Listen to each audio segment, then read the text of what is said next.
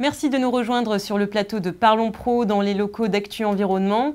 Comment adapter nos infrastructures face au changement climatique? C'est la question du jour et j'ai l'honneur d'accueillir sur ce plateau pour en débattre Karim Lapp, chef de projet climat au Conseil régional d'Île-de-France, Florence Roussel, notre rédactrice en chef à Actu Environnement, Bernard Choca, professeur émérite à l'INSA Lyon, et Fabrice Bonifay, directeur développement durable du groupe Bouygues.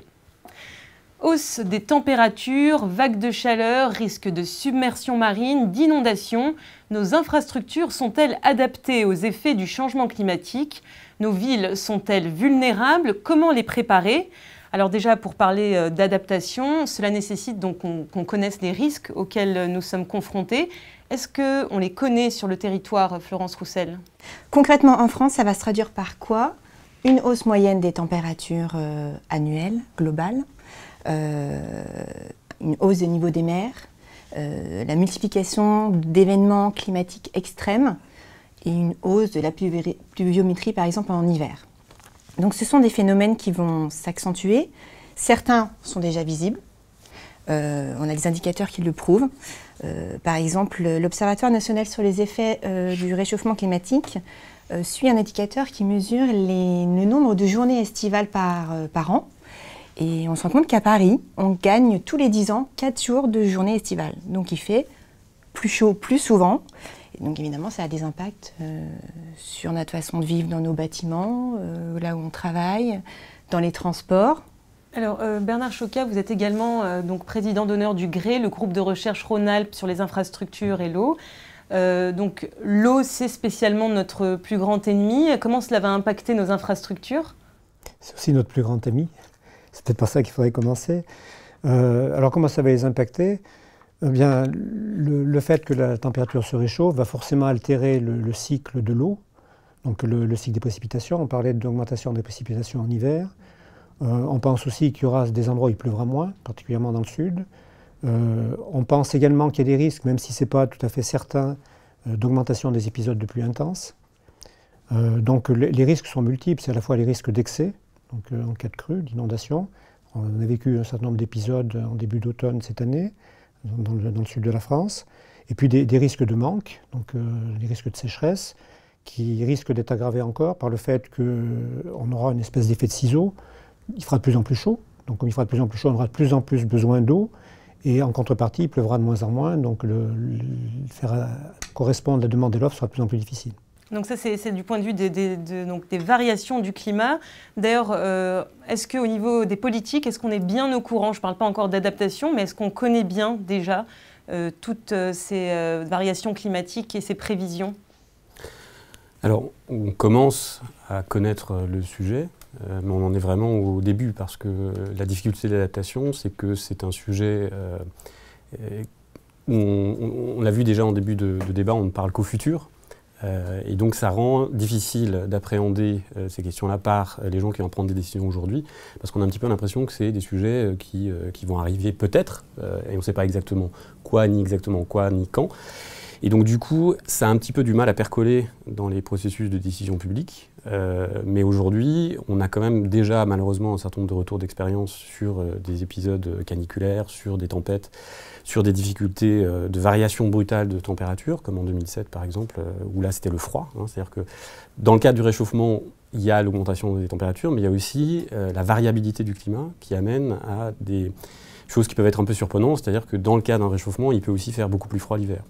Donc, du coup, ça rend les territoires, effectivement, ça oblige les territoires à se poser des questions de façon plus profonde sur à peu près l'ensemble. Est-ce qu'on est conscient des risques, en fait, déjà, tout simplement, si on peut répondre à cette question? Alors, on est conscient des risques, on n'est pas... C'est-à-dire qu'il y a un certain nombre de choses qui sont identifiées aujourd'hui comme des risques. Par exemple, le risque d'inondation. Parce que c'est un risque qui n'est pas spécifiquement lié au changement climatique, qui va certainement être aggravé par le changement climatique. Donc on est conscient de ce qu'on peut expérimenter. La difficulté d'une zone comme l'Île-de-France, par exemple, c'est qu'il y a un certain nombre de risques qui sont liés à la structure même de l'Île-de-France. C'est-à-dire le fait qu'il y ait une énorme densité de population va augmenter un certain nombre de risques, où la structure urbaine va générer des risques propres aux zones urbaines, qui est notamment l'effet d'îlot de chaleur urbain. C'est-à-dire que la canicule va être renforcée, aggravée, par la structure même de la ville. Et donc il y a une réflexion à avoir sur comment modifier, adapter ces structures pour justement être en capacité de s'adapter. Alors justement, on parle des villes, donc quel impact cela a, par exemple, sur les constructions? Est-ce qu'il y a un impact donc, sur les bâtiments, les fondations, les matériaux? Alors l'impact, il existe dans la mesure où il va se passer pour l'adaptation au changement climatique ce qui s'est passé pour le sismique il y a quelques années. On sait que construire en zone sismique requiert des normes de construction qui sont différentes si on ne veut pas que les bâtiments s'écroulent au premier tremblement de terre venu. Et pour l'adaptation, les normes de construction ne prennent pas en compte complètement encore la nécessité de revoir en fait la façon de construire, et notamment le fait que si on construit en zone sur de l'argile par exemple, s'il y a des trop grandes variations de température, le sol va se contracter, ça va créer des fissures, et le modèle constructif qui était adapté à une certaine époque ne le sera peut-être plus dans 10 ou 20 ans à cause de cela. Donc il faut que les constructeurs et les normalisateurs prennent en compte cette dimension. Alors, pardon, mais quel type de bâtiment est déjà impacté? Tous les bâtiments, ça dépend où ils sont construits. Ça dépend du type de fondation. Il y a des fondations qui ne seront pas touchées, et puis d'autres seront plus directement touchées. C'est au cas par cas, ça dépend des régions où il y a tout type de sol. On a affaire à tout type d'infrastructure. Mais toutes les constructions seront touchées par ces phénomènes. Et le rôle du législateur, parce que nous on n'est que constructeurs, quand on parle de Bouygues, c'est de prendre en compte en fait cette nécessité de revoir les normes de construction pour prendre en compte la capacité des bâtiments à stocker de l'eau, par exemple. Donc on pourrait très bien imaginer que les bâtiments stockent de l'eau quand il pleut, de manière à moins taper sur les ressources hydriques du réseau classique. Ça permettra déjà de soulager la pression sur les ressources primaires en eau dans un territoire donné. Et puis on peut imaginer aussi de rendre les bâtiments plus résilients au changement climatique. C'est-à-dire que ce que disait monsieur tout à l'heure, non seulement il fera plus chaud, mais il fera plus froid. Donc rendre les bâtiments plus passifs, c'est-à-dire les rendre moins vulnérables à ces hausses de température ou à ces baisses de température extrêmes, en les isolant mieux tout simplement, permettront aux gens qui habiteront dedans de garder un confort d'été, un confort d'hiver amélioré. Là, on est déjà dans l'adaptation, mais est-ce qu'on a déjà des zones fragilisées où le bâti est fragilisé? Il faut savoir que la vague de chaleur de 2003, je ne sais pas si les gens s'en souviennent, il y a eu une vague de chaleur importante en 2003 qui a endommagé des milliers, même dizaines de milliers de maisons en France. Les assureurs s'en souviennent très bien d'ailleurs, parce qu'il y a eu des arrêtés de catastrophes naturelles à l'époque ça a coûté très très cher aux assureurs, parce qu'en fait, il y a eu des fissures qui sont apparues dans ces maisons, les fondations de ces maisons, qui ont nécessité des graves réparations, des réparations très importantes. Et ces phénomènes-là, dans le futur, il est clair que ça va se répéter. Alors pour les infrastructures qui sont déjà bâties, il faut savoir que 75% des maisons, des appartements, des infrastructures qui existent aujourd'hui existeront en 2050. Donc de penser qu'on va pouvoir rénover ou consolider toutes ces infrastructures d'ici 2050, ça risque d'être très compliqué. Donc il faut, pour les constructions neuves au moins, le prendre en compte dès maintenant, sachant que le taux de renouvellement des bâtiments, des logements notamment, n'est que de 1% par an. Donc pour prendre en compte ces phénomènes d'adaptation dans les constructions neuves pour renouveler la totalité du parc, au rythme actuel, il faudra plus de 100 ans. Bernard Choquat, quels autres impacts, si on est dans des villes, des réseaux de transport complexes, des routes, est-ce que là on est fragilisé aussi? Oui, alors ce qui vient d'être dit pour les bâtiments est vrai pour toutes les infrastructures. Le fait que les sols urbains se dessèchent affecte les bâtiments par le biais de leur fondation, mais ça affecte aussi tous les réseaux qui les traversent. Le fait que les consommations d'eau changent ou que les débits produits par temps de pluie changent dans les réseaux d'assainissement, dans les réseaux d'évacuation des eaux, changent effectivement leur mode de fonctionnement, augmente les risques. Donc tout est affecté. Mais je pense que, alors je suis désolé peut-être aussi de mélanger un peu le problème lui-même et les solutions, mais ce qu'il faut bien voir, comme pour les bâtiments, c'est que lorsqu'on construit une infrastructure, on la construit pour fonctionner aujourd'hui, mais elle devra encore fonctionner dans 10 ans, dans 20 ans, dans 30 ans, dans 50 ans, dans 100 ans, dans des conditions climatiques qui seront très différentes de celles d'aujourd'hui. Et je pense que la réflexion qu'on doit mener, c'est de passer d'une espèce d'ingénierie de l'optimalité qu'on a développée pendant 100 ans, 150 ans, à une autre forme d'ingénierie qui est plutôt celle de l'adaptabilité, c'est-à-dire faire des objets qui soient capables de fonctionner dans des conditions différentes. Il y a un autre aspect qui est important, mais qui est aussi lié à la vulnérabilité plus qu'à la cause elle-même, c'est que pour des questions économiques, on essaye de faire fonctionner tous nos dispositifs le plus près possible de leurs limites. Par exemple, tous les réseaux, on a tendance à les interconnecter. On fait fonctionner un réseau d'eau avec de la télégestion qui réclame de l'énergie, qui réclame des réseaux de télétransmission, etc. Donc on les rend de ce fait-là beaucoup plus vulnérables à une panne urbaine. C'est-à-dire qu'il suffit qu'un des réseaux soit affecté pour qu'en chaîne, tous les autres réseaux le soient. C'est le problème de l'interconnexion entre les réseaux. Oui, donc je pense que la réflexion sur le changement est difficile. C'est-à-dire qu'on a du mal à imaginer quelles vont être les répercussions pratiques directes sur nos infrastructures d'une évolution des températures, d'une évolution de la pluviométrie, d'une évolution de n'importe quel facteur climatique. Ça peut être des évolutions en chaîne qui ne sont pas forcément simples à prévoir. Florence Roussel. Et ce qui est encore plus complexe avec le changement climatique, c'est que ça va avoir des impacts très localisés et différents d'une région à une autre. Donc un problème qu'on rencontre dans le nord de la France ne sera pas le même dans le sud pour une même infrastructure.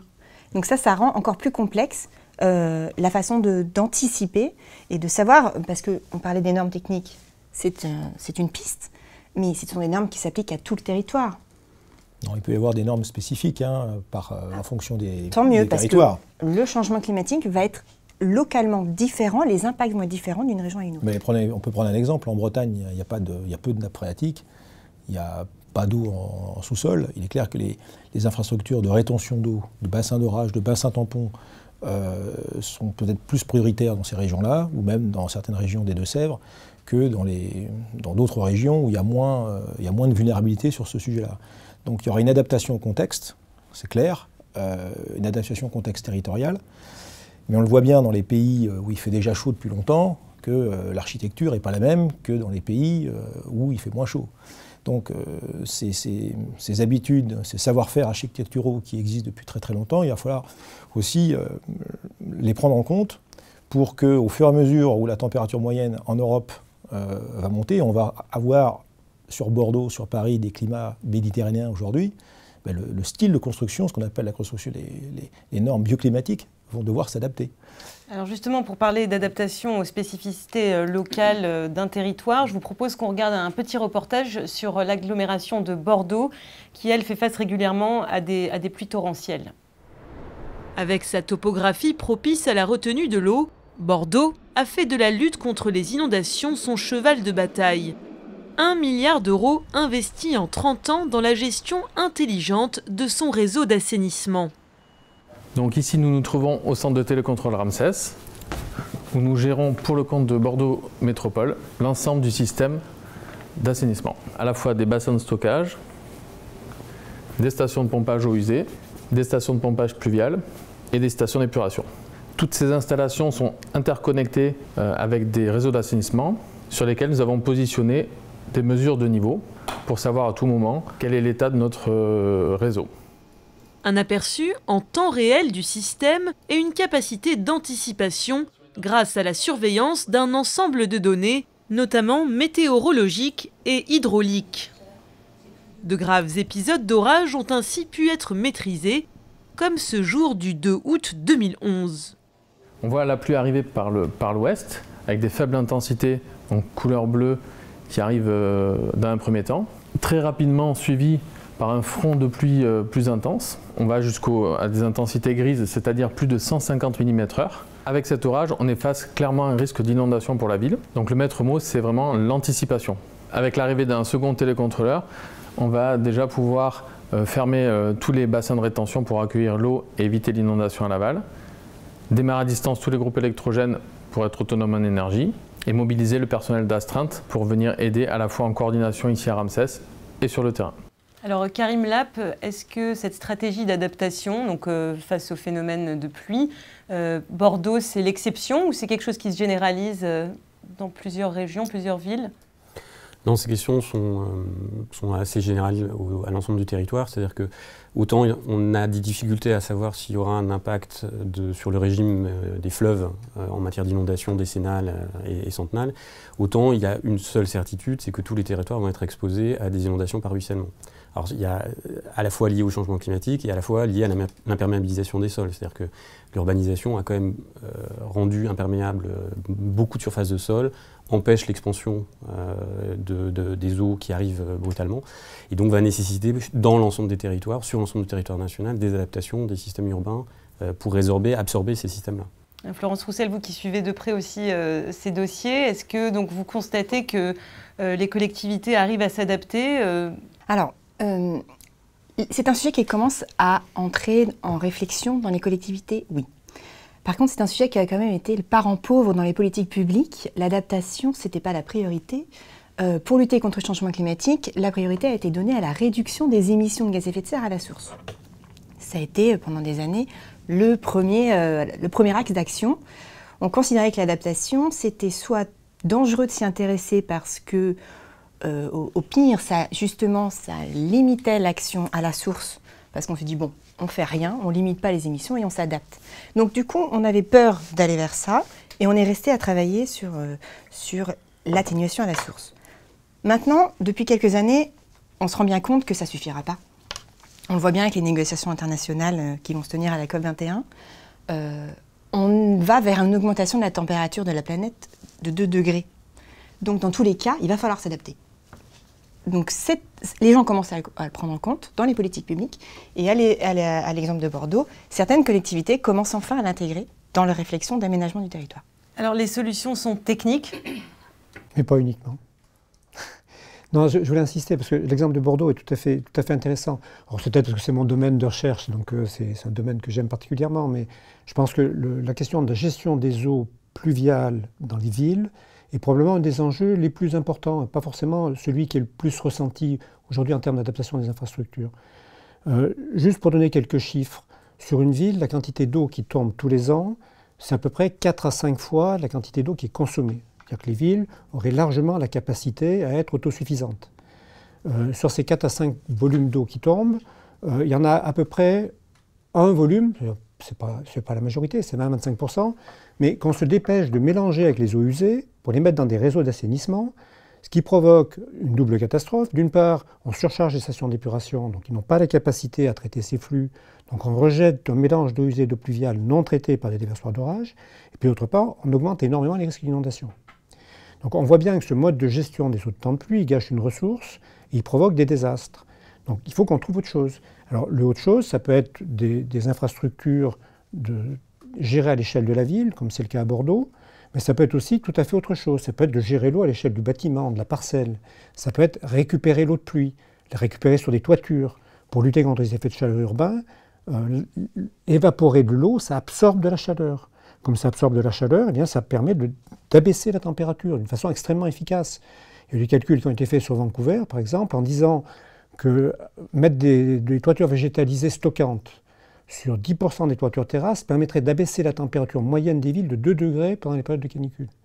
Donc c'est des solutions qui sont extrêmement simples, alors qui effectivement sont longues à mettre en œuvre. On voit bien pourquoi. Il faut que les politiques publiques acceptent de changer leur façon de voir les choses, fassent remonter la priorité finalement de l'eau un petit peu plus haut dans l'échelle des priorités, ce qui n'est pas forcément malheureusement le cas actuellement. Alors pourquoi c'est pas important à l'échelle des priorités ? Alors ça c'est une question complexe, mais pour faire simple, je dirais qu'il y a 2 éléments majeurs. C'est-à-dire que je suis d'accord avec ce que vous disiez sur les raisons pour lesquelles l'adaptation est moins bien traitée, mais il y en a une autre. C'est que c'est plus facile en fait de traiter l'adaptation que la mitigation quand on va voir les acteurs. Parce que quand on va voir les acteurs, on leur dit regardez comment votre activité va être impactée par le changement climatique. Donc les gens se sentent concernés directement, parce que quelque part réduire les émissions pour sauver Vanuatu, bon, il y a beaucoup de gens qui trouvent ça intellectuellement intéressant, mais dans la mise en œuvre au quotidien, c'est plus lointain. Donc, du coup, on a ce paradoxe d'avoir une approche qui est plus directement liée aux intérêts des acteurs directement, mais dans une projection à long terme. Et donc, du coup, une difficulté d'appréhender, je dirais de manière concrète, opérationnelle, que signifie s'adapter. Hein, sachant qu'on doit s'adapter. La seule chose dont on ait la certitude aujourd'hui, c'est que le monde dans lequel on vit, il sera différent demain de celui qu'on connaît. Voilà. Après, quand exactement, à quelle intensité, à quelle fréquence, etc., ça reste des incertitudes. Donc ce qu'il faut apprendre à faire aujourd'hui, c'est gérer l'incertitude. Et donc ça, c'est quelque chose qu'on n'a pas appris à faire collectivement. Donc et on n'a pas les outils pour ça. Donc une des grandes difficultés de la prise en charge des questions d'adaptation dans les politiques publiques, mais aussi dans les activités économiques, etc., c'est l'absence d'outils pour le faire. Et ces outils, c'est à la fois des visions systémiques et une capacité à qualifier les adaptations techniques qui, du coup, ne pourront plus être aussi facilement normées parce que, justement, il faudrait être dans des ingénieries d'adaptation, et là, je suis tout à fait d'accord avec ce que vous disiez, qui va nécessiter, en fait, de changer la manière de faire. Et c'est ce qui est le plus difficile. Alors justement, ces problématiques, vous y êtes confrontés, j'imagine. Est-ce que vous observez un écart aussi, vous, quand vous êtes donc lancé sur des projets de construction, entre ce qui est exigé et ce qu'on est capable de faire? Est-ce que... Il y a aussi un autre problème qui est la gouvernance.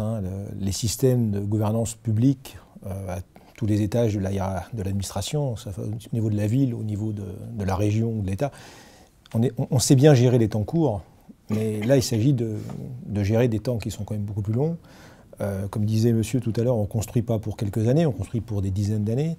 Donc les non-décisions prises aujourd'hui vont devoir...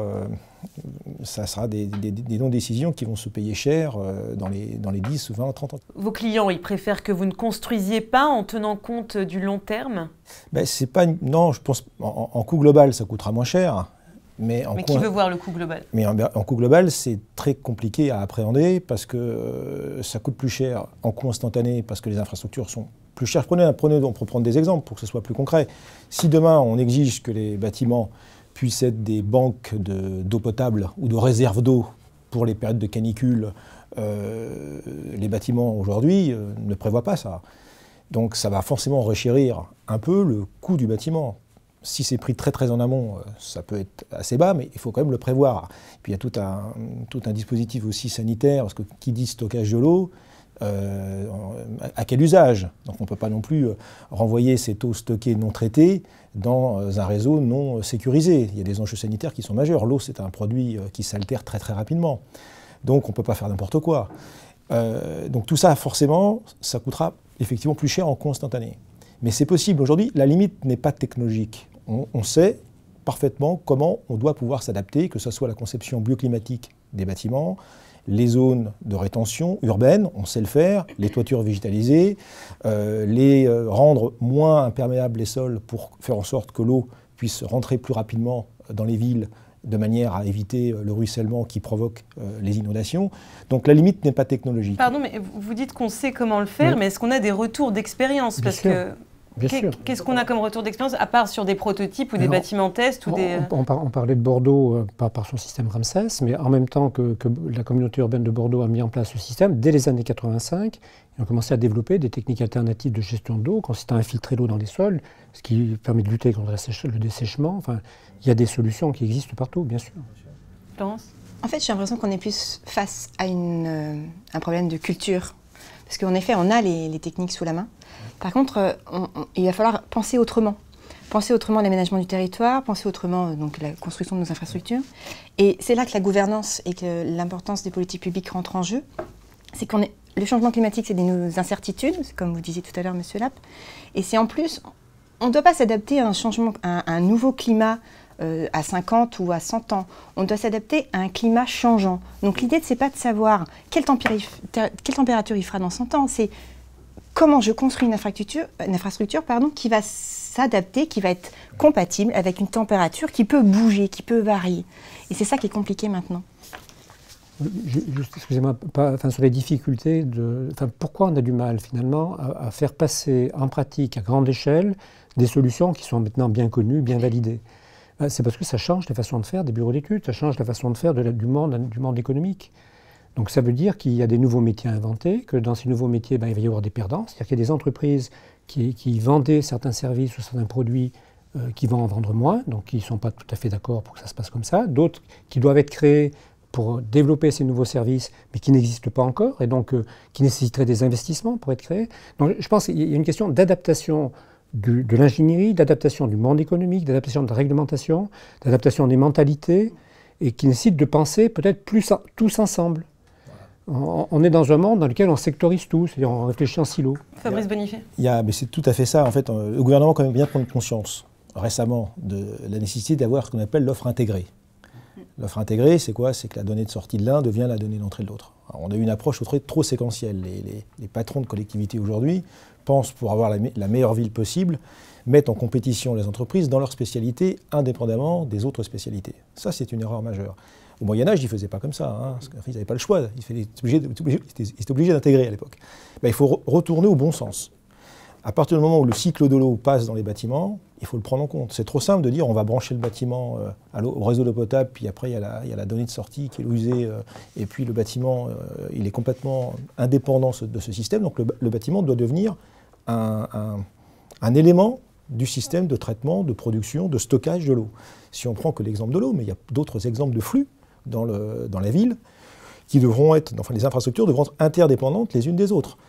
Les bâtiments de logement qui produisent de l'énergie la journée pourront revendre cette énergie à des bâtiments de bureaux qui l'utilisent la journée et vice-versa, parce que les courbes de charge seront différentes. Donc l'interdépendance des infrastructures, une vision systémique de la ville, c'est ce dont on a besoin pour pouvoir s'adapter plus facilement au changement climatique. Et ça nécessite de revoir complètement la gouvernance, d'avoir des opérateurs urbains globaux, d'avoir des systèmes d'appel d'offres publics qui prennent en compte, en même temps que les infrastructures bâties, les réseaux qui vont avec. Donc c'est une approche globale, symbiotique. Il y a d'ailleurs des pays aujourd'hui dans le nord de l'Europe qui ont compris ça. Il y a des démonstrateurs qui vont être lancés en France selon ce concept de l'offre intégrée qui, je pense, montre la voie de ce qu'il faudra faire demain pour adapter nos villes au changement climatique. Florence Roussel. J'aimerais rebondir sur ce que disait tout à l'heure Bernard Chocat. Il y aura des perdants, il y aura des gagnants. Il faut aussi être conscient de ça et il faut aussi pouvoir se mettre dans l'esprit de renoncer. Aujourd'hui, on veut construire beaucoup d'infrastructures pour offrir de plus en plus de services aux citoyens, transport, habitation, etc. Mais à un moment donné, avec les changements climatiques, ce qui nous pend au nez, c'est de se dire aussi, est-ce que cette infrastructure, je dois vraiment la construire à l'endroit où je veux? Il va falloir aussi apprendre à dire non, je ne peux pas, je décide de ne pas la faire à cet endroit-là, je décide de la faire ailleurs parce qu'il y a moins de risques, ou je décide de ne pas faire d'autoroute et je privilégie le train, ou inversement, je ne fais pas de train, Il va aussi, c'est une façon de dire non à certains risques. Il va falloir reculer parfois face aux enjeux que ça représente. Non mais il n'y aura pas de gagnant, ce n'est pas un problème de gagnant ou de perdant, c'est un problème de revoir le modèle économique des acteurs. Si vous prenez les acteurs de l'eau, ils sont aujourd'hui rémunérés essentiellement au mètre cube d'eau vendue à leurs clients. C'est pareil pour les énergéticiens. Si demain on part du principe que le problème c'est pas le nombre de mètres cubes, mais le fait qu'en sorte que la demande en eau soit compatible avec la ressource, et donc du coup on gère plutôt la flexibilité, éviter d'avoir des surconsommations à certains moments, donc gérer les pics, de manière à avoir une gestion plus harmonisée, coordonnée des flux, pour éviter de se retrouver en situation de pénurie dès lors qu'on aura des phénomènes météo extrêmes. Donc ce n'est pas une question de gagnant ou de perdant, c'est une question que l'ensemble des acteurs vont devoir revoir leur modèle économique. Le modèle économique, je prends l'exemple du bâtiment qu'on connaît bien, on a des bâtiments aujourd'hui qui sont sous-utilisés parce qu'utilisés par un seul utilisateur. Une entreprise a son siège social, une école ne sert que pour l'école, etc.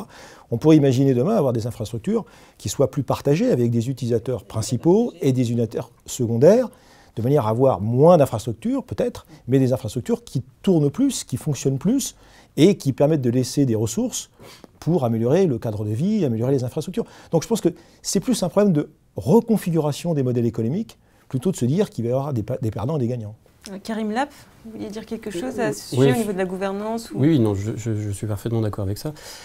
L'autre difficulté de l'adaptation au changement climatique, c'est qu'elle repose des questions qu'on n'arrive pas à résoudre depuis 30 ans. C'est-à-dire que tout ce qu'on vient d'évoquer là, ce ne sont pas des questions nouvelles. C'est-à-dire que la question de l'adaptation met en exergue des problématiques qui sont connues depuis un certain nombre d'années et sur lesquelles on n'arrive pas justement ni à trouver les processus de gouvernance, ni à faire les bons arbitrages. Et notamment tout ce qu'on évoque là fait partie d'un ensemble de questionnements autour de, par exemple, des externalisations. Vieux sujet traité dans les années 70 sur, qui a pris des formes différentes. On a parlé à un moment de dette écologique des bâtiments ou des aménagements, on a parlé de ce genre de choses. C'est-à-dire à un moment donné réussir à penser un mode de développement urbain ou pas urbain d'ailleurs, les questions se posent aussi pour le monde rural, qui intègre l'ensemble des réalités de ce que signifie l'existence du territoire. Et on l'a aussi sur les émissions, le même raisonnement sur les émissions de gaz à effet de serre. C'est-à-dire qu'aujourd'hui, quand on regarde le bilan des émissions de la France, il baisse depuis 3 ans, alors que quand on regarde les émissions des consommateurs, de la consommation des Français, elle a augmenté de 15% en 5 ans. Donc on voit bien qu'on est toujours dans ce mode de raisonnement qui consiste à maximaliser un mode de fonctionnement économique en externalisant un certain nombre de coûts et de choses qu'il faudrait intégrer et qui, demain, s'ils sont bien et intelligemment compris, sont des potentiels de développement. Alors justement, le coût, qui va payer, qui va assumer ces frais, non seulement en termes d'aménagement, mais en termes aussi en cas de risque et donc de catastrophe? Alors là-dessus, c'est pareil, c'est une question de point de vue. C'est-à-dire que soit on est dans une logique additionnelle, c'est-à-dire on continue à faire comme avant et puis on va surajouter une réflexion, on va financer de la recherche, on va financer des pilotes, on aime bien faire ça, des choses expérimentales, etc. On va faire des beaux bâtiments performants qui intègrent ces choses-là ou des aménagements, on va travailler sur des réseaux, on va faire des choses comme ça. Et puis par ailleurs, on continue à faire la même chose. Donc du coup, là, on va dire, ah, ça coûte cher, il y a un surcoût. En fait, la question, elle est relativement simple. Aujourd'hui, en tout cas, encore pour quelques temps, il n'y a pas de problème d'argent, il y a un problème de fléchage de l'argent. C'est-à-dire, à un moment donné, et c'est là où, quelque part, il y aura quand même des gagnants et des perdants, c'est-à-dire qu'à un moment donné, c'est une question de définition des priorités collectives. Et c'est vrai que ce débat-là, il est difficile, il est complexe, mais à un moment donné, au regard des enjeux, vous citiez tout à l'heure la question du gonflement, le retrait-gonflement des argiles. En Ile-de-France, on s'est amusé à faire une petite évaluation de ce que ça pouvait représenter en termes de coûts pour les 20 prochaines années. Et on est arrivé au fait que s'il fallait adapter toutes les zones pavillonnaires, parce qu'en Ile-de-France, c'est principalement quand même les zones pavillonnaires qui sont touchées par ça, ça nous coûterait 1 milliard d'euros par an entre 2012 et 2030. Donc, qui est prêt à payer ça aujourd'hui? Certainement personne. Donc on voit bien que, et ça c'est qu'un exemple parmi d'autres, on peut citer le coût par exemple d'un épisode caniculaire sur l'entretien des routes, chose toute bête, en 2003 et 2006, ça a coûté 25% plus cher. Donc si on fait une projection sur les 30 ou 40 prochaines années, on peut s'attendre à une augmentation de l'ordre de 600 millions d'euros. On peut citer des endroits qui ont été fragilisés, où il a fallu réaménager, retirer des routes. Est-ce qu'on a des exemples? En Ile-de-France, on n'en est pas encore là. Il y a eu, alors il y a des incidents classiques, qui est, vous savez, dans les zones où il y a des joints entre les plaques, qui, avec la chaleur, se déforment et donc il faut refaire, etc. Mais on a déjà des exemples en France. Alors il y en a plein d'autres ailleurs, mais en France, dans l'Hérault notamment, le département de l'Hérault, qui a dû déjà engager une stratégie de retrait d'une route au bord du littoral, parce que la mer, l'érosion maritime provoquait l'effondrement régulier de cette route et ça devenait du coup absolument ingérable. Et donc ils ont dû faire cette stratégie de retrait. Et là, les problèmes de gouvernance, les problèmes de financement, parce que refaire un tracé de route aujourd'hui dans des zones de la côte, vous voyez ce que ça peut donner comme difficulté, le coût que ça représente est très difficile à appréhender parce qu'effectivement on ne raisonne pas en coût global. C'est-à-dire qu'aujourd'hui, et là c'est vrai que la structure des finances publiques n'aide pas du tout à avoir cette vision-là, c'est qu'on raisonne en budget annuel. Et effectivement, quand on vous dit construire un lycée, ça va coûter 10% plus cher, ça sort de la ligne sur laquelle on n'a pas forcément l'argent et on ne tient pas le compte du fait que dans les 15 années suivantes, le fait d'avoir investi 10% va nous permettre de gagner 30% sur les frais de fonctionnement. Donc ce type de raisonnement-là, aujourd'hui, n'est pas complètement intégré dans les... Donc il y a des évolutions réglementaires nécessaires, mais réglementaires pas seulement techniques, également sur le code des marchés publics, sur la comptabilité publique, sur toute une série de choses. Ça prendra du temps, ce sera difficile. Mais je dirais que la priorité de ce qui manque aujourd'hui, c'est quand même des outils pour aborder ces questions-là et pouvoir intégrer l'ensemble de ces éléments-là. Alors, dans l'industrie automobile, on sait faire ça. Maintenant, il faut réussir à le faire à l'échelle des territoires en intégrant effectivement l'ensemble de ces acteurs et de ces problématiques. Bernard Choquia, vous... Oui, je voulais réagir parce que cette façon de poser le problème uniquement en termes de coûts complémentaires, c'est peut-être pas la bonne. Peut-être qu'il faut se dire construire des nouvelles infrastructures, c'est créer des nouvelles richesses, c'est créer des nouveaux emplois, c'est donner un nouveau dynamisme à notre économie, c'est peut-être positiver ça.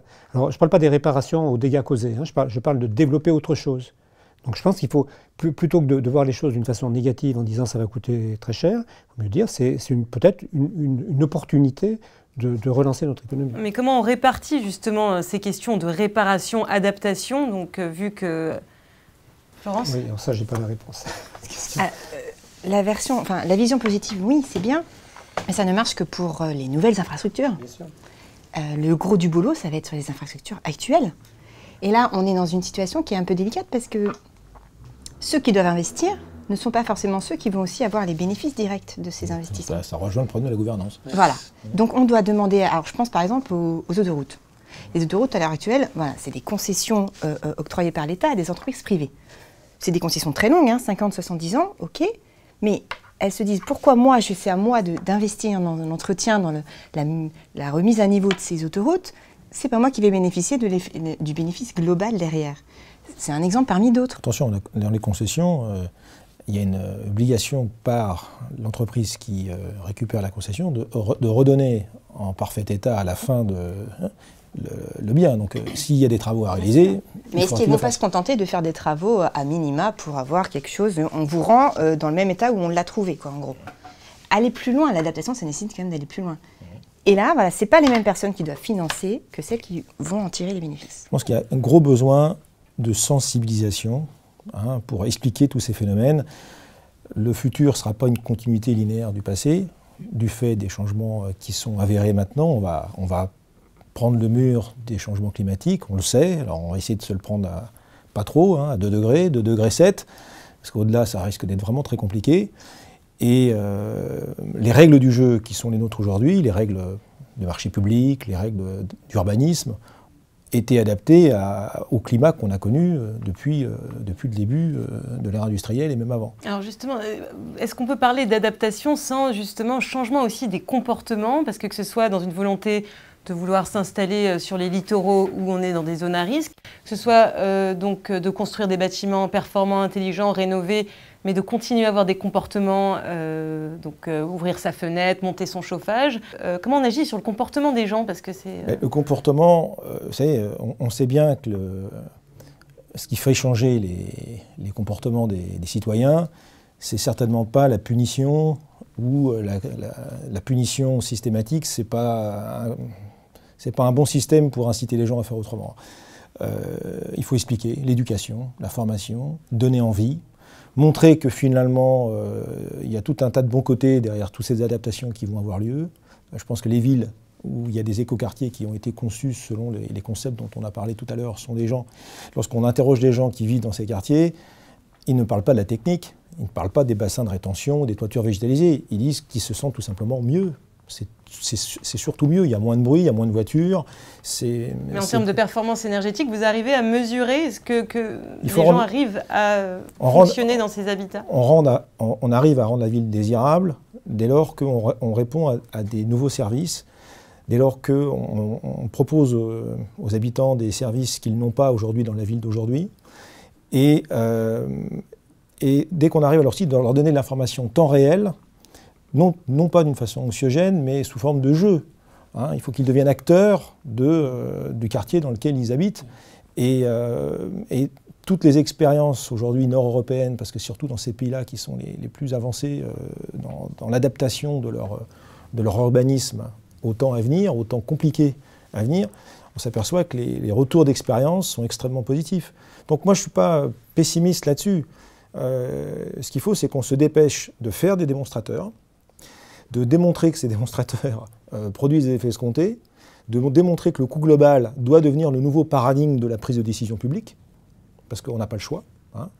De démontrer aussi que les technologies que nous avons aujourd'hui, grâce aux académiques, sont des technologies qui sont matures, mais qui demandent simplement il faut qu'on accélère la diffusion de ces technologies, car la limite n'est pas la technologie, la limite est la gouvernance aujourd'hui. Alors je voudrais juste, est-ce que vous pouvez terminer Je vais juste rebondir en disant, le mot-clé c'est ça, il faut que l'utilisateur devienne acteur, que l'usager devienne acteur, que le citoyen devienne acteur. J'ai un collègue sociologue à l'INSA qui dit on fabrique des dispositifs pour les gens, mais ce qui est intéressant c'est de savoir ce que les gens fabriquent avec les dispositifs qu'on leur met à disposition. Et tant qu'on n'arrivera pas à régler cette question-là, c'est sûr qu'on n'arrivera pas à avancer. Je crois que remettre le citoyen acteur, c'est important. Karim Lapp?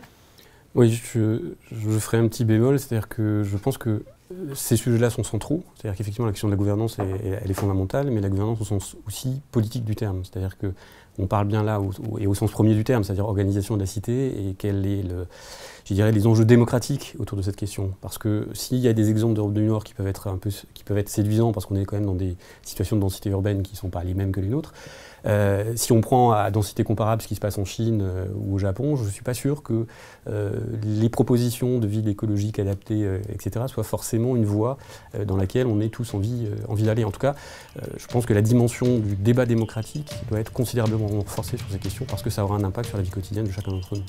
Merci d'avoir suivi cette émission consacrée à l'adaptation de nos infrastructures face au changement climatique et merci à nos invités pour leur éclairage. Je vous propose tout de suite un décryptage. David, bonjour. Vous êtes le directeur des publications d'Actu Environnement et vous avez suivi le débat sur l'impact du changement climatique sur les infrastructures. Tout d'abord, vous retenez que l'eau, c'est le principal facteur risque. Effectivement, c'est apparu assez clairement dès le début de l'émission. L'eau, c'est la vie, c'est sûr, mais c'est aussi donc une richesse, mais c'est surtout un risque flagrant sur lequel on concentre en fait les effets du réchauffement climatique avec des stress hydriques importants, aussi bien en ce qui concerne la sécheresse, donc avec la déshydratation des sols, les problématiques de rétractation, notamment sur les sols argileux, et puis à l'inverse, effectivement, les phénomènes d'excès, donc avec des inondations, le défi de devoir gérer des masses d'eau qui arrivent de manière importante et soudaine. Mais on n'a pas non plus l'impression de savoir quelles répercussions cela a. Alors effectivement, ce qui paraît assez clair, c'est que d'un aspect qualitatif, on sait que ça va toucher les routes, on sait que ça va toucher les villes, on sait que ça va toucher donc les réseaux d'assainissement, les stations de traitement, on sait que ça va aussi impacter les réseaux télécoms. Tout ça, ça a été dit ou en tout cas sous-entendu. Par contre, ce qui a été clairement annoncé, c'est le fait qu'on ne savait pas dans quelle ampleur. Donc si on connaît bien le qualitatif, on ne connaît pas le quantitatif. On ne sait pas qu'est-ce que réellement ça va impacter, jusqu'à où ça va poser des problèmes. Mais le problème n'est, semble-t-il, pas technique. Effectivement, en termes d'adaptation, il semblerait, en tout cas c'est ce qui a fait un petit peu, ce qui a été dit à l'unisson sur la table, c'est que les solutions techniques ne seraient pas problématiques. On connaît effectivement les solutions de végétalisation, on connaît les solutions de retenue d'eau. On peut toutefois malgré tout s'interroger sur le fait que est-ce qu'on les connaît si bien que ça ou est-ce que ces techniques qui sont bien connues sont suffisamment adaptées à l'ampleur du changement climatique auquel on fera face. Je le rappelle, on est censé devoir maintenir à 2 degrés le réchauffement climatique en abaissant les émissions de gaz à effet de serre, notamment dans le cadre de la COP21. Il apparaît que les engagements volontaires ne seront pas suffisants, donc on devrait aller au-delà, à entre 2 et 3 degrés. Est-ce que ces solutions techniques bien connues aujourd'hui seront suffisantes pour éponger quelque part les problématiques sur les 50 ou 100 années à venir? Rien n'est moins sûr. Ceci étant, ce qui apparaît, effectivement, si la technique est bien connue, c'est les problèmes de gouvernance. Il est apparu, là aussi, ça a fait consensus sur la table ronde.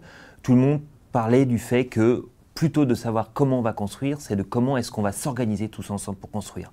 Pouvoir public, collectivités, industriels, aménageurs, constructeurs de bâtiments, comment est-ce que tout le monde va travailler ensemble, comment est-ce que tout le monde va travailler ensemble dans la durée. Ça, c'était une véritable problématique, et notamment aussi la question des savoir-faire qui mutent, et dont on sait d'ailleurs, c'est déjà le cas aujourd'hui, qu'ils ont beaucoup de mal à évoluer. Alors aussi, il a été beaucoup question de financement, mais ça n'a pas l'air non plus très clair. Alors selon moi, effectivement, il y avait un petit peu deux aspects. Il y avait le côté l'argent existe. Il suffit de le flécher correctement vers ce dont on a besoin. C'était plutôt rassurant au départ, et puis ce qui m'est apparu finalement un petit peu moins clair à la fin, c'était que d'un côté, il suffirait que de flécher, mais de l'autre côté, on n'a pas véritablement compris s'il était possible, d'une part, de penser les effets du réchauffement climatique. Concrètement, mes infrastructures souffrent, je suis obligé de les réparer. Et de l'autre part, j'investis sur les infrastructures qui sont d'ores et déjà adaptées. Aujourd'hui, on sait que les collectivités sont dans une situation de manque de financement. L'État se désengage. Il y a eu des investissements qui ont été faits hasardeux à une certaine époque. Les collectivités n'ont plus d'argent. Moi, je me pose clairement la question de savoir comment est-ce que réellement elles vont pouvoir financer ces nouvelles infrastructures pour s'adapter au réchauffement climatique. David, merci beaucoup pour votre décryptage et merci à vous pour votre attention. On se retrouve prochainement pour discuter cette fois du financement des solutions bas carbone. Merci de votre fidélité.